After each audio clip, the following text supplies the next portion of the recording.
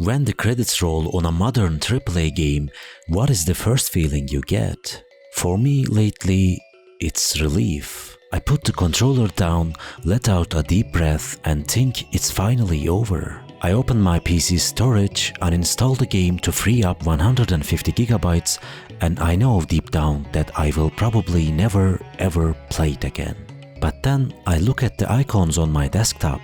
Games from 15, maybe 20 years ago, games I have beaten a dozen times, games I install on every new computer I buy, almost like a ritual. They are still here. So why is that? Why do these massive technologically superior modern games feel so disposable while older games feel eternal?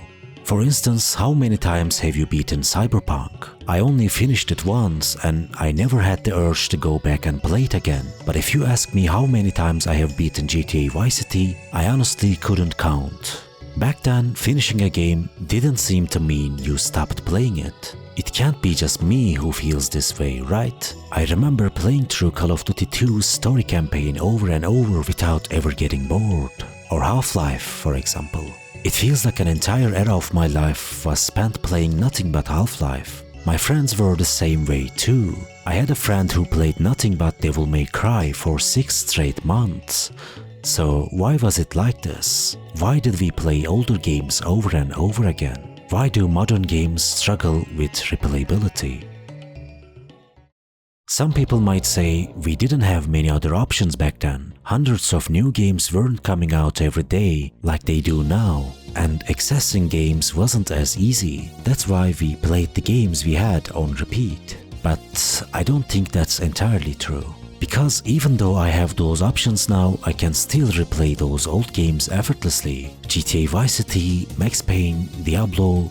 I can boot these games up right now and play for hours without getting bored, even with a massive backlog of other games at my disposal. Meanwhile, I struggle to finish a newly released Ubisoft game even once, let alone replay it. Then, of course, the nostalgia argument might be brought up. People might say the reason we can play those old games now is purely nostalgia. If we hadn't played them back in the day, we wouldn't have much desire to play them today. But I don't think this is true either, because there are older games I have recently played for the first time and still beaten multiple times. For example, I hadn't played the old God of War games. I entered the series with God of War 2018. This means the original trilogy held no nostalgic weight for me. But after playing the 2018 game, I went back and played the original trilogy and I loved it. Later on I replayed them and they still hooked me. So I can replay older games even when there is no nostalgia involved. So I don't think it's about nostalgia, nor is it just about the games being old. So what is it about then? Could it be related to older games having a simpler structure? Recently I have gotten back into chess. Yes, the ancient game of chess. Every now and then I get the urge to play. I guess I have entered one of those phases again. Anyway, chess is a very simple game to learn. There are a total of 6 different types of pieces, and the moves each can make are set in stone. When you play, there are no question marks in your head regarding the mechanics. You know the function of every piece. It's a very simple game. There is only one challenge in the game: outsmarting your opponent using these simple moves. Aside from that, there are no other difficulties. In essence, chess is a very simple game, and that's why it can be played over and over with ease. So, could this simplicity be the reason why old video games are so replayable? After all, the mechanics of most older games are much simpler than today's games. The time it takes to get used to the game and understand its mechanics is much shorter. Back then, the moment we booted up the game, we were in it. There weren't any never-ending tutorials or boring cutscenes. We learned everything while actually playing them. Perhaps this simplicity was the reason we could keep coming back. Nowadays, I don't even feel like starting many new games. I find myself thinking, who's gonna deal with this learning curve? Or who has the time to adapt to this 100-hour new world? So maybe the reason I can't replay modern games really is because they are too complicated. But wait, I recently finished Dark Souls again, then I finished Dark Souls 2, then Dark Souls 3. And I realized that these games do not have simple mechanics or simple gameplay at all. They have a structure that punishes the player, features complex systems, and constantly keeps you on your toes. There's nothing simple about them, yet despite all this, they are highly replayable. This means the issue isn't just about simplicity. So, a game being simple does not necessarily guarantee it will be replayable, nor does being complicated seem to hinder replayability. I finished Elden Ring 4 times, guys. Elden Ring is neither an old game nor a simple one. On the contrary, it has incredibly complex mechanics. It's a new and massive game. It doesn't fit any of the descriptions I just listed, yet I can easily play it over and over again. So, has my whole argument collapsed now? If we can replay Elden Ring or other Souls games endlessly, doesn't that mean there's nothing left to discuss? Well, maybe. Or maybe Souls games are just an anomaly. Maybe we need to exclude Souls games from the argument entirely. Okay, genius, but what can you say about this then, you can say? With a game like Baldur's Gate 3 offering such high replayability while being so recent, how can you say modern games are losing replay value? Well, maybe Baldur's Gate is an anomaly too.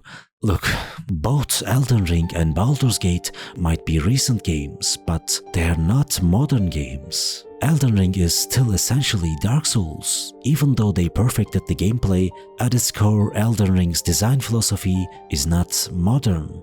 Baldur's Gate 3 is not a modern game either. It is a highly evolved, perfected version of old-school CRPGs. It might have features that could be considered modern, but at its core, it feels like an old-school RPG to me. You might disagree, but that's how it feels to me. Now you might be thinking, you've listed all these factors, provided all these examples, but you still haven't given a clear answer to the question in the title. Is there no conclusion then? Well, there is, but the conclusion I have reached doesn't offer absolute certainty, because of course this is a subjective topic. While I know there are people who feel the way I do, there are also people out there who have played The Division for 3000 hours. Seriously, how does someone play The Division for 3000 hours? Anyway, back to the topic. The lack of replayability in modern games could be due to any of the reasons I have listed. But deep down I think I know the real reason. It's that all those old simple games had one crucial advantage that none of the modern games possess. Our imagination. Yes, you heard it right. Those games made with limited resources back in the day also brought us some kind of freedom. Those simple mechanics born from the technological limitations of their time forced us to use our imagination. Today, when we play a modern AAA game, everything is handed to us on a silver platter. The space left for our imagination is severely restricted. From the characters' voices and facial expressions to their precise animations, everything is meticulously designed so we don't have to imagine a single thing.